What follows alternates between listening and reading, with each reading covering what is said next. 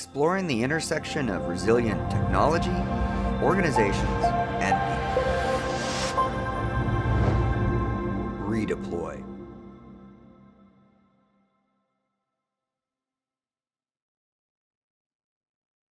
This talk actually, before I introduce it, came about as an idea from having coffee with Paul.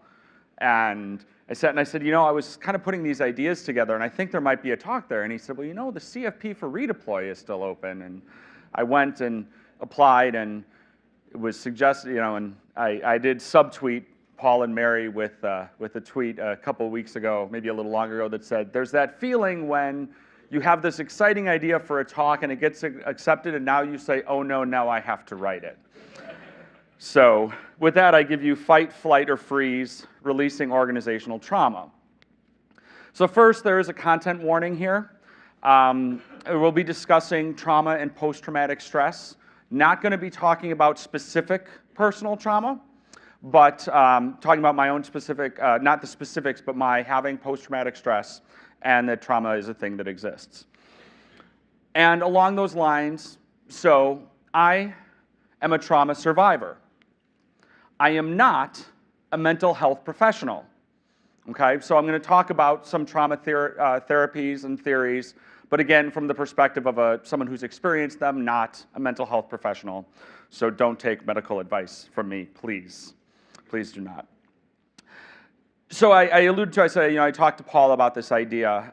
This came from, I've been in therapy and treatment for post-traumatic stress for a while. I spent a month earlier this year in some really in-depth therapy. And it's where I learned about some of the therapies I'm going to talk about along the lines of somatic experiencing and something also called EMDR.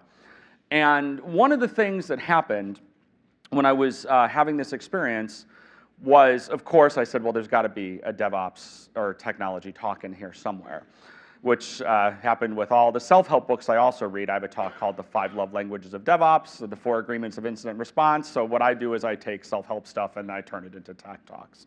So that's my jam. So tell a little story.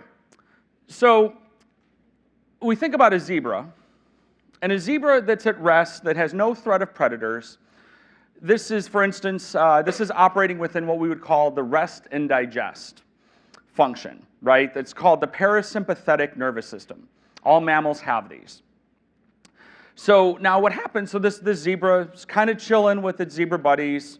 They're out there on the plain, they're eating grass, and then a lion comes and attacks a herd. Drastic physiological changes occur with this is what's the activation of what we call the fight or flight response. And this is what's called in the sympathetic nervous system. So the zebra's heart rate increases, large amounts of stress hormones like cortisol and adrenaline are released into the bloodstream, and basically all of the digestive functions of the zebra are stopped. The zebra's nervous system is now literally preparing for it to run for its life. Now, if the zebra is caught, its nervous system is overwhelmed, and it doesn't have anything else to offer at this point. It gives up, and the zebra, we might call that playing dead, or we would say that's the freeze response. And this is because, again, it's run out of options. Its only option is to freeze. Lion has caught the zebra freezes, the lion actually goes about to try to maybe catch another one. This is where the zebra now has the chance to escape, if this happens. This doesn't always happen. The zebra gets up, and what does it do? It shakes.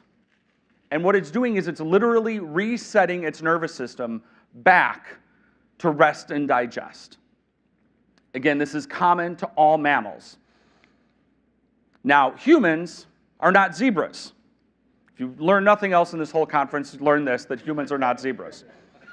So this autonomic nervous system, it's common to all mammals. As I said, zebras have it. We have this as well. Something humans have that zebras don't have is a prefrontal cortex. So this is usually an advantage. This is what makes us humans. This is what makes us thinking, reasoning, creative people who are able to invent things like opera, right? The disadvantage is that we mentally replay traumatic scenarios. And this activates the sympathetic nervous system exactly like a real threat would. Just talked about this prefrontal cortex. It's our center of intelligence and all this stuff. Our brains are stupid. They actually can't tell the difference between a real threat and the memory of a threat. That is the biggest difference between us and other mammals. So a gentleman named Dr. Peter Levine is considered to be the forefather, the inventor, the creator of something called somatic experience, which I'm going to talk about a lot. And one of the things he said is that animals in the wild, they're not traumatized by routine threats to their lives. While humans, on the other hand, are readily overwhelmed, and they're often subject to traumatic symptoms, which include hyperarousal, shutdown, and dysregulation. Here's kind of a graph of what a regulated, healthy nervous system looks like. So this is what we call this the window of tolerance. So if we talk about, remember the sympathetic is where we're kind of activated. This is when we're getting ready to go and run for our lives from a lion. The parasympathetic is when we're resting and digesting. And what we see inside our normal range, our window of tolerance is, well, something happens. We have to respond to it. We have to react to it. So we do. And then we chill. We come down from that. We go and we eat some pizza or something like that. Oh, something happened. That's okay. But we're staying within normal tolerance ranges. This is called, again, the window of tolerance. This is called, so Dr. Siegel said, this is the zone of emotional arousal that's optimal for well-being and effective functioning. Everybody's window of tolerance is different, okay? Now, in undischarged traumatic stress, so this is what this one looks like, so bear with me. We have our normal window of tolerance, but something happens. A traumatic event occurs. And after this traumatic effect, we end up becoming dysregulated. We have the potential to become dysregulated. It doesn't happen to everybody. And what that means is that we become, again, this graph looks very spiky. This is the different kind of graph than we might have seen earlier today. And we will either end up being stuck on or stuck off. So hyperarousal is similar to fight or flight. And that's when you're stuck on. You're stuck up there. Hypoarousal is what's more similar to that freeze response. So in extreme cases, extreme hyperarousal is an anxiety attack. Whereas when you're stuck on awful, that's extreme depression. That's sleeping too much. That's chronic fatigue. So these are different sizes, and this is when we're operating outside of our window of tolerance. And this is what people who have post-traumatic stress, this is how they live all the time. Now, trauma is not simple. It has nuance, right? So one of the things that I learned was when I was in treatment for trauma is there's people in there who are war vets that I was working with. There are people who have been in traumatic automobile accidents and things like that. And I'm not going to go into the specifics of mine, but you sit there and you're like, really? But this is what mine was. And the difference is that, again, it's nuanced. So think about this. Trauma occurs when the solution does not work. That means, for example, we talked about that with the zebra. Its nervous system was overwhelmed. The thing that we were going to do with the active response to the threat did not succeed. That's one of the nuances of trauma. Can result from real or perceived threats. That goes a little bit into what I was kind of talking about there. It could be that, hey, you actually had to pull somebody out of a burning building, or you had an abusive father. Those are different things. Then also, it's subjective and relative. So what I perceive as overwhelming, or my capacity for a solution, may be different from what you perceive as overwhelming. These are also true of trauma that can occur to an organization. So we're going to be talking about that, about what are the lessons learned from how we treat post-traumatic stress and how organizations process what I would call organizational trauma. And I'm not talking necessarily about something, building blowing up or something of that nature, but just incidents, outages, things going the way we don't expect them to. It occurs when the solution does not work, right? Something didn't work the way we expected it to. Real or perceived threats happen to our organizations. We may be attacked, or our CIO may go to DEF CON and learn about a lot of dangerous things. It's subjective and relative. Again, we talked about this a little bit during the panel yesterday about when we're doing failure injection.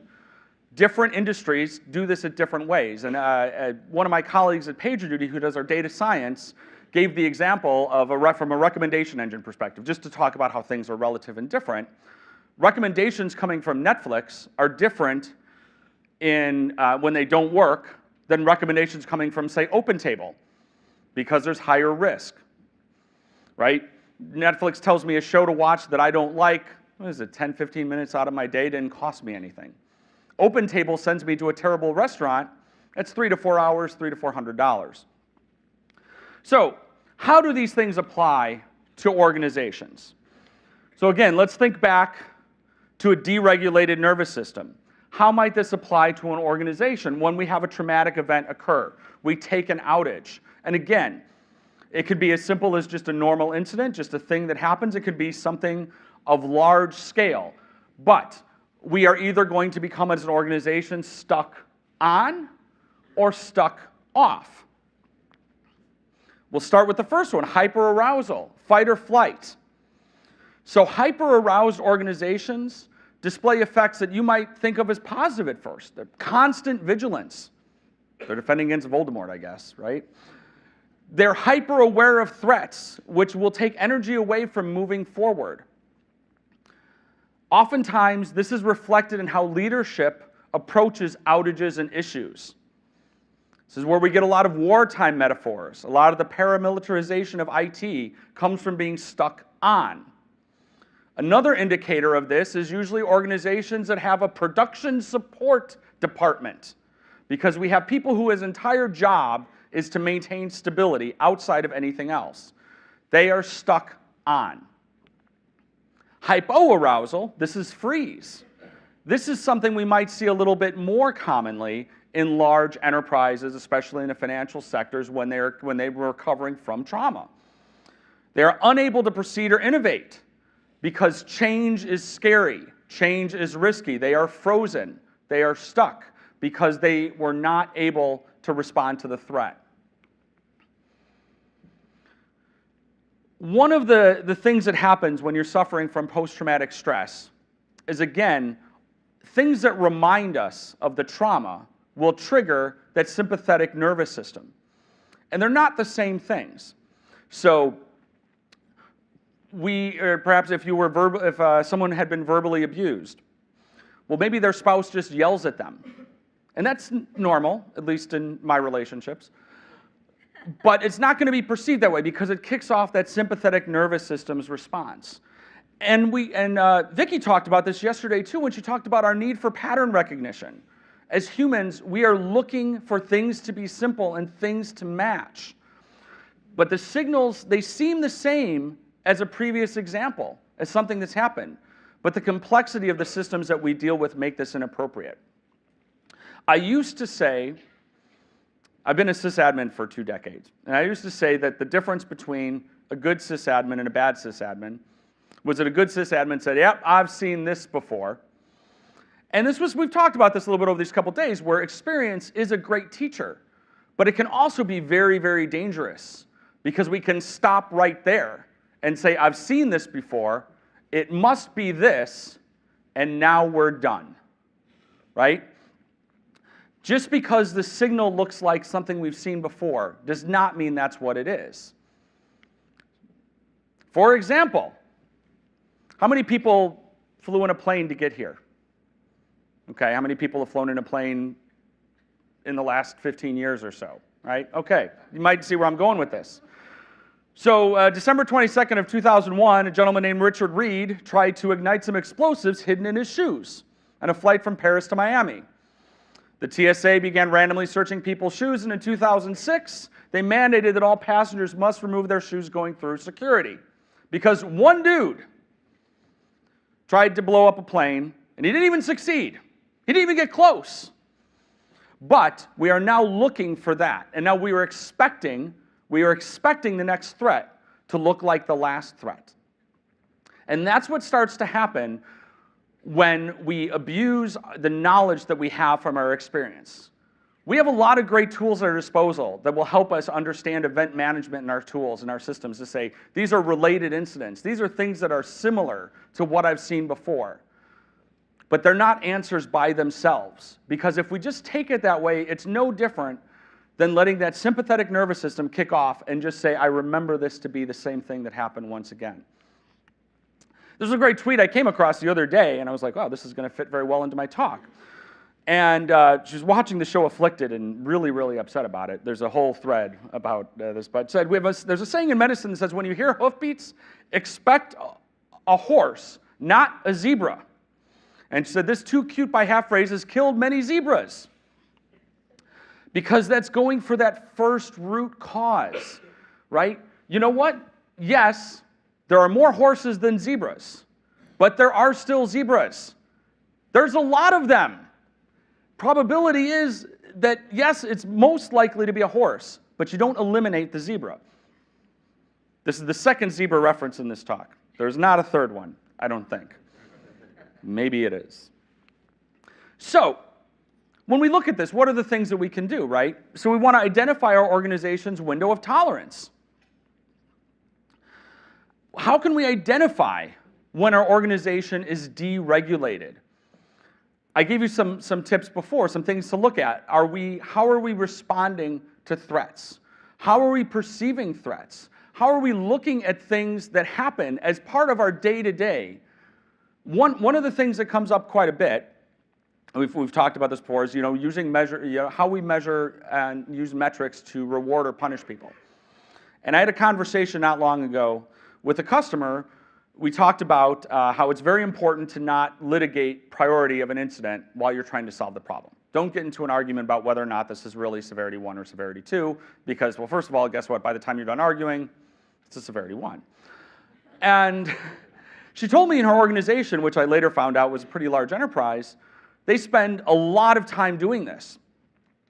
And I said, what is your CIO's most important measure of effectiveness of your organization? And she said, the number of severity 1 incidents per month. So that meant that the most important thing in that organization was don't have Sev 1s. So of course, what do? We try to not make a Sev 1. Doesn't mean we try to do it by being more stable or more resilient. We do it by just reappropriating it. That is an organization that is stuck on when the indicator was reduce the number of Sev 1s. Another indication is when you have slow release processes, right? When you sit there and say, well, we only release once per quarter. That's stuck off, right? That's because we're scared of change. And neither of these systems, neither of these are resilient, right? Because in either case, we're either in constant defense mode or we're never letting anything happen. So I kind of took Dr. Levine's quote and reappropriated it to my own. They said that resilient organizations are not traumatized by routine threats to their mission or business. Non-resilient organizations are readily overwhelmed and subject to the symptoms of overreaction, shutdown, and lack of effort. And that is me, not a doctor. I also spelled business wrong on that slide, I've just noticed. So everybody take lots of pictures of that. I will. So, routine threats to your mission or business. Again, trauma is subjective and relative. Different organizations have different kinds of threats that are considered routine. Microsoft is one of the most attacked entities on the entire internet, right? They have a different level of routine threat than when I worked at apartments.com, for example. But we need to understand these things. They're things that happen. They're part of living. So we react to them, but we need to be able to come back down again. We need to be able to regulate. This is not a Warren G reference. How do both humans, first we're going to think about how do humans as individuals and then organizations take that deregulated state that they were in and become regulated. How do we take from being outside of the window of tolerance and be able to enter the window of tolerance? So one of the treatments for post-traumatic stress is something called eye movement desensitization and reprocessing. And I have to look at my speaker notes for that one, even though I've done that therapy a lot. I never remember what it stands for. We just call it EMDR. And what happens there is that the patient's difficult memories are offset with a positive association. And that's reinforced through external stimuli. So the way this kind of works, without going too deep into it, They call EMDR, it's either, there's either lights that flash in your eyes, or there's little tappers, and what they're doing is they're external stimuli that activate both sides of your brain. And you walk yourself through, well, you don't walk yourself through, but you're guided by your therapist into a very safe place, into a very positive associations. And you slowly titrate some of these difficult memories in there. And what happens is, because of this external stimulation, you have this association with these difficult memories to being into a state of emotional regulation. I can speak to the effect of this. There's one very specific memory that I had the experience with, that if I were to bring it up, I literally would be in tears. I mean, it was a very, very, very traumatic memory for me. And I've gone through several EMDR sessions, and it doesn't, I don't want to say it doesn't bother me anymore, but I don't become deregulated. I don't disassociate. I'm able to sit there and say, okay, this is upsetting, but I can still function. Same thing we want to do here with an organization. I call this organizational EMDR. How can we associate trauma with just the normal way of doing business? We can't do the same thing. I don't mean that you're going to sit around in your sprints and you're going to have tappers and lights flashing on you and everything like that. Maybe that might work in a different way. But there's different things that we can do to achieve similar results. Remember, the point of EMDR is to start with a positive association and then associate the trauma back to that so that we can handle it. So talked a little bit, talked about game days. They have their pluses, their minuses. But what we're doing, if you do game days, think about this. We're creating an association of outages and issues with a safe place. So game days can do this, but they have to be done properly. You don't just throw stuff at people. I've read some blogs about game days where they say this is a great way to test our on-call. If they know about it, right? Because we don't want to create stress. We want to be able to say this is business as usual. We do this all the time. We recover from outages all the time. And I was talking to Vicky last night about this idea, and he said, this is not normalization of deviance. And she agreed. We were chatting about it. Normalization of deviance is when we become accustomed to errors and we let them exist. This is becoming accustomed to restoring service. And it's also different than maybe some places we've worked where we feel like we have outages every day and we're constantly scrambling and constantly firefighting. When I say restoring service and dealing with issues and dealing with organizational trauma is normal, that doesn't mean that we are constantly firefighting and constantly stressed. We are associating it with a positive and safe environment. We want to practice under pressure because we want it to be similar, but we're associating response with a safe environment. So if we extend other metaphors, other ways that people have done game days with business continuity and stuff, I don't recommend you do a business continuity drill that is, okay, we're going to pretend that half the company just died, right? Maybe that's what happened, but let's keep it to the, we're trying to be somewhat positive about what's happening. And do not incur stress that doesn't need to be there. This is one of the dangerous things with a lot of the paramilitarization of incident response, is we take on the stress of people like first responders and FEMA and air traffic controllers that we've learned from, but we don't necessarily have to have those stresses. Another thing to think about is if we're doing, when you're doing these game days, they require guidance. This is also similar to something that happens in post-traumatic stress therapy. Meditation can be really helpful in trauma therapy, but it needs to be somewhat guided, because unguided, you run into a couple different problems, right? One, people might go into their inner landscape and they're not prepared, they're not guided, and sooner or later they encounter their trauma in their meditation. And then what do? So they could become overwhelmed by it. Or they find a way to go away from it. They avoid it. So similarly, if we don't have plans in place for when we're running game days or simulations, we're going to either get wound around the axle, we're going to encounter something that goes wrong, and we're going to get really spun up about it, Or, like you said, in meditation for trauma, we sometimes get what Dr. Levine calls bliss bypass, as a way of avoiding the trauma, because we feel so good about being in the meditation that we just sort of ignore that trauma thing that happened. And that can happen in a game day as well, when we start to not treat it with the appropriate amount of seriousness, and we start making a big joke out of it. Again, we want this, it will not help us have that positive association if it's not similar. If the real thing doesn't feel like that, we're not going to make that association when it is 3 in the morning and something terrible did happen. Now, again, when you think about doing planned failure injection, which is a little bit, to me, is a slightly different than game day. It's a nomenclature thing. But it's really important that when you're running these planned failures, treat them with your full incident response process. Something I learned, we do that at PagerDuty, and we have a lot of customers who've taken that advice, and we see it being one of the most effective parts of doing incident well.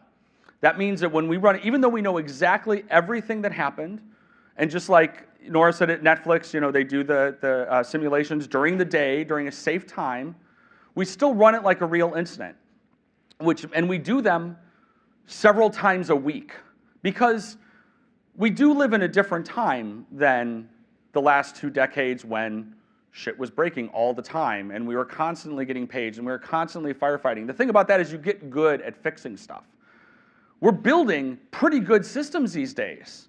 We don't spend as much time when we're on call solving problems. So that means that when something does go wrong, it's an outlier, and we're kind of freaked out about it. We also might find out that maybe we don't have access to everything we're supposed to have access to, and we forgot how PagerDuty works, how to get into it.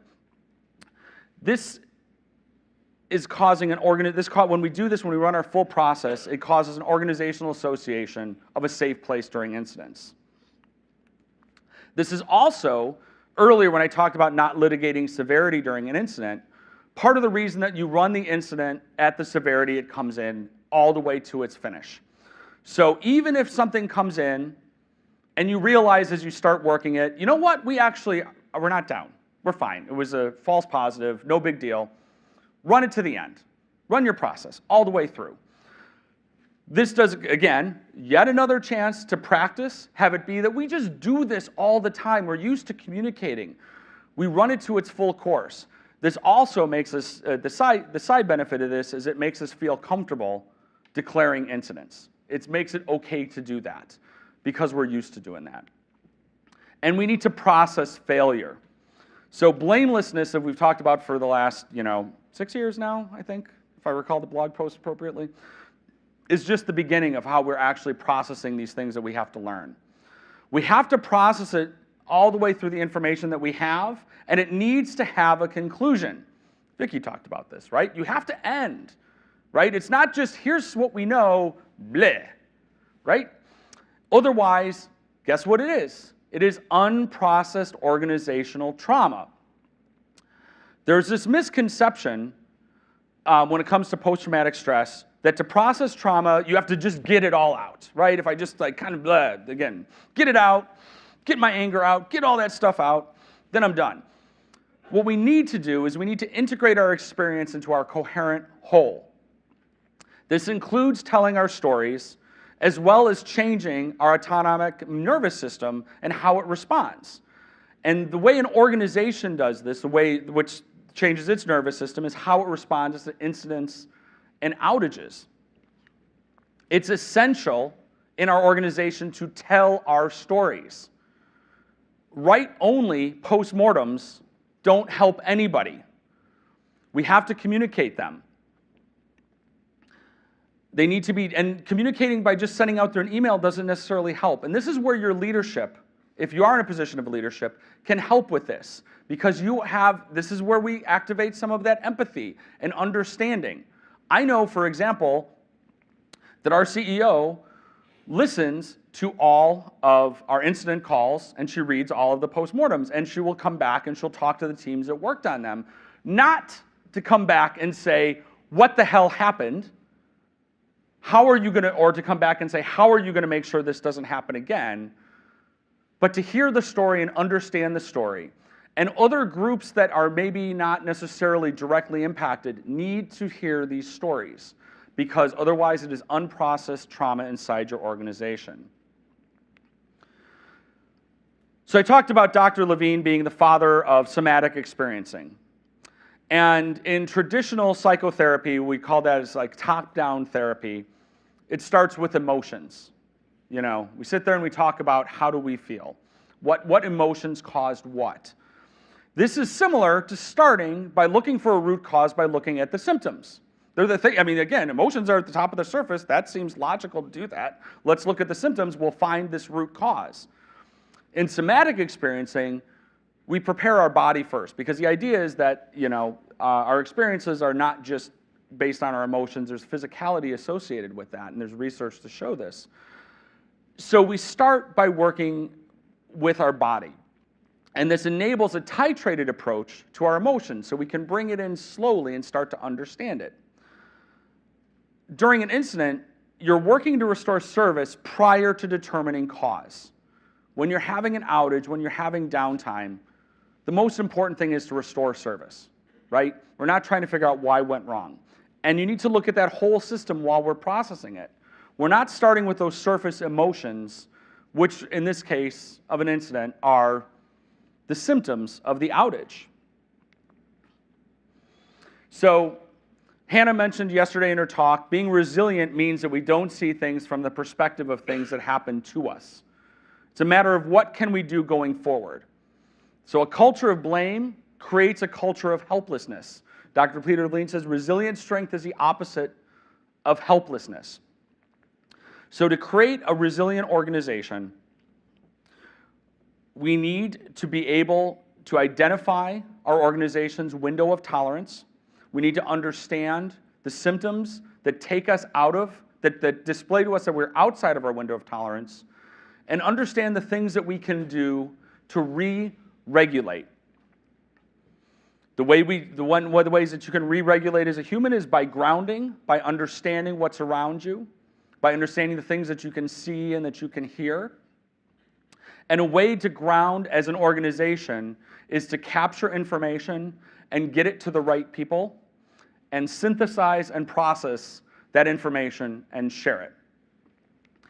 This is a slide you want to take a picture of if you want to know where to find my slides later.